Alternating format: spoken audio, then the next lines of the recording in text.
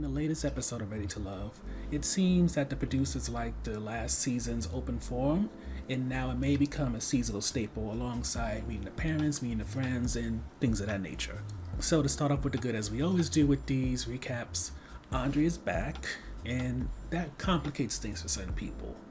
Mainly, it's going to complicate things for Blue, who's now gaining interest in Jeffrey, and also Anthony, since his sole person that seems to be interested in him is Cynthia. And as we saw before, Cynthia had a real good connection when it came to Andre. But beyond that situation, things aren't too bad. Morgan finally shows a genuine interest in Lyndon, so yay him. I mean, granted, it still feels very clear by how much she mentions Tony or compares him to Tony that Tony's number one, but at least Lyndon's not being curved as much as he seemed to be being curved before. But speaking of Tony, Tony and Marcia go on a date, and he verbalizes, because he's trying to be transparent, that Marcia is his number two.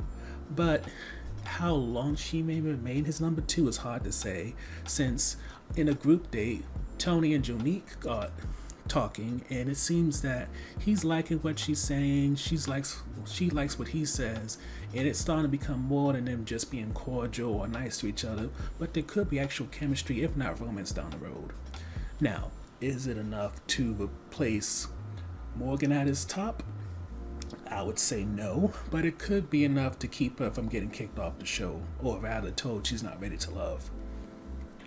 Which leaves one more good, which kind of makes me feel icky, in the form of Blake and Sue-Ann. And as noted in the open forum that we'll speak a bit more about in a minute, as much as other people see so many flaws in them, it seems that when it comes to interacting with each other, they don't get those issues. Blake knows how to actually communicate with Sue-Ann without being insulting. And when it comes to Sue-Ann, she lets her guard down with Blake. In fact, she even takes the initiative when it comes to Blake, and it leads to them having a kiss, and I would say they come off rather cute in a way that, even though I know between the women and the men, they're probably going to vote them off, I could easily see this couple making it to the reunion show, even if they're not physically on camera. So let's get to the bad. As seen in the last few seasons, it can be very eye-opening when the entire group comes together. However, it's one thing for when the men are with the men in the lounge, and another thing when the women are with the women. But when it's everybody together having those conversations about who's probably not here for the right reasons, who's not ready to love, and the criticisms go flying, it can be very awkward and sometimes dramatic. Case in point, Anthony, Mark Anthony, and Sue-Ann all have multiple people criticizing them, and for the most part, they take it on the chin. And not only that, I should note, Blake of course defends Sue-Ann, Symphony defends Anthony, but for some people, it's not so much of a, these are the small things that you did that kind of irked me. Like how we hear Morgan talk about Blake and how she felt insulted by him. Some people kind of get personal and feel some type of way, like Andre did with Mercedes, who, with him not being on the show because of COVID, he felt a certain type of way that Jeffrey could reach out, that Cynthia could reach out, but Mercedes decided to just kind of cut him loose since she's still on the show and has other people she can talk to and match with.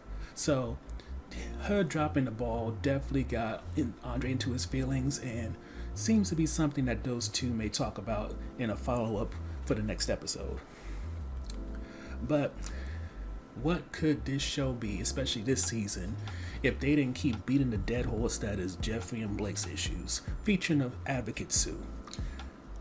I don't know why, but they keep trying to make this a thing, and at this point you can see Jeffrey's just tired of it. She can't give much more to it.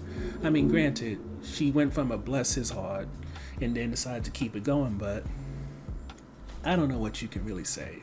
Cynthia told Blake he needed to do more to really dead this conversation, and he didn't do that. Sue-Ann keeps throwing herself more and more into it for reasons that I get us to defend her man, but I think my biggest issue right now is less what Blake may or may not have said or Sue-Ann jumping in, and more so Jeffrey just not showing receipts. Like, just give us a voicemail, give us a text message, give us something, because I feel like if she doesn't, this is just going to keep continuing all the way up into the reunion show. where it's gonna be like, have you not talked about this damn near every other episode at this point? Why are we revisiting this again, Tommy? Which leads to the last topic, which is the elimination. And while nobody gets eliminated in this episode, we are told it's going to be a double elimination with one man and one woman getting eliminated. But what we're not told is how this elimination is going to be done. We're not told if it's going to be the men get to go off to the side and have their conversation, or women go off to their side. If it's going to be like Tommy does the first mix, we just talks to people in small groups, or if as a collective, the men and women are going to decide which men should go, which women should go, and that's assuming they don't use that whole give someone an extra chance thing. So the notable moment, performance, what have you for us is just the open forum becoming a seasonal edition. Right now, the usual traditions are there's always a getaway, you meet the parents, you meet the friends, there's one more I'm not thinking of, and then now with this open forum, I feel like it makes the midpoint to the back end so much better in terms of really whittling down who you're going to be with. Now, do I still feel there's too many group situations in the beginning?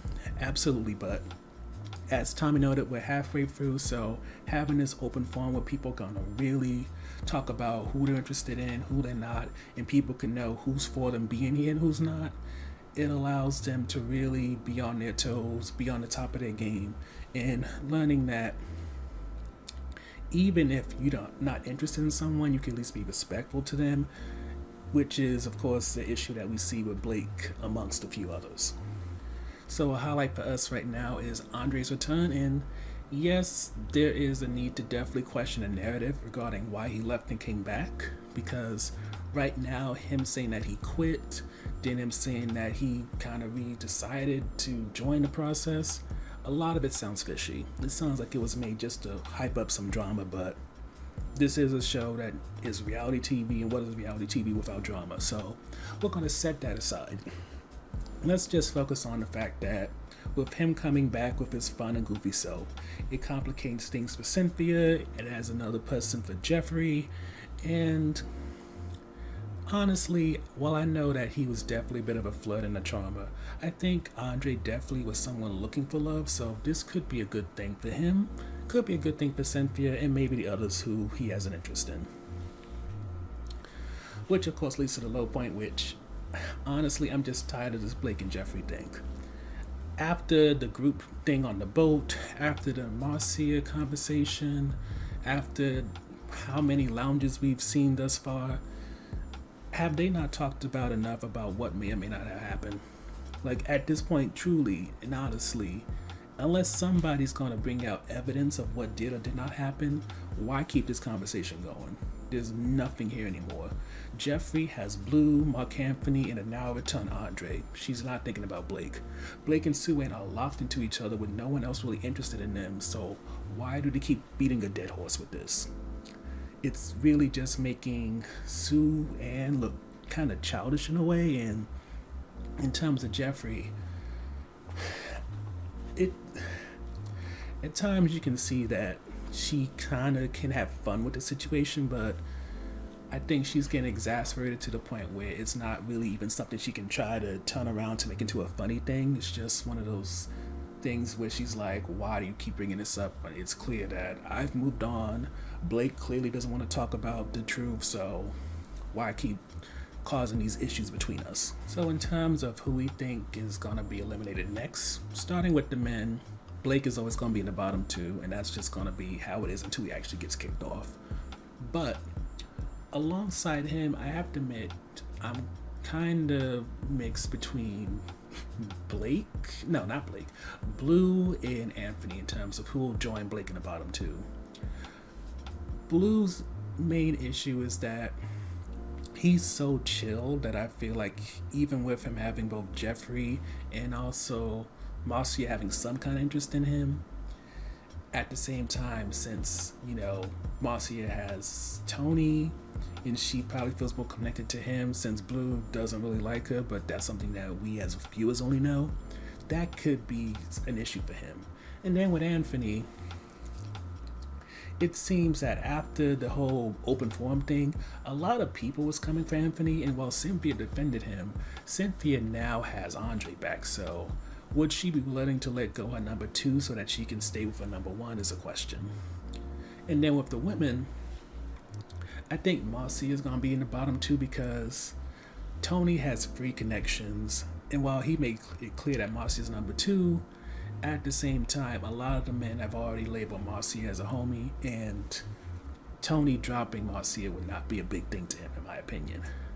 Now, as for who could join her in the bottom, a part of me wants to say that with all the drama to keep bringing up, there's somebody wants Jeffrey off. Maybe a producer doesn't like her or something, because that whole Blake thing in her keeps being brought up too much. But the thing with that I'm looking at is Jeffrey's likelihood of being in the bottom two feels slim because she has Blue, Andre, Mark Anthony, and outside of Blake, pretty much any guy who was kind of come for her the wrong way got eliminated. So at this point, I really think Jonique may be in the bottom just because, yes, there has been something between her and Tony, but it doesn't seem like any of the other guys are really into her, and she seems so bored and exasperated on most of her dates that it definitely feels like this show's a waste of time for her. Which leads to who we think is going to be the final three couples, and as noted, Blake and Sue-Ann, even if they get eliminated, I could definitely picture them at the reunion show together. Cynthia's going to be with somebody. I commit to that every episode, and I'm going to commit to that for the whole season. She going to end up with somebody, whether it's Andre, Anthony, or somebody else. And unless something happens, I'm going to assume Mark Anthony and Mercedes are still cool. Mercedes turned down Lyndon this episode. Mark Anthony got shut down by Jonique when it comes to what they could be. And while him and Jeffrey seem cool, I feel that with Mark Anthony not having kids, that may play a factor in how she feels about him, and that may lead to her looking at other people a bit more seriously.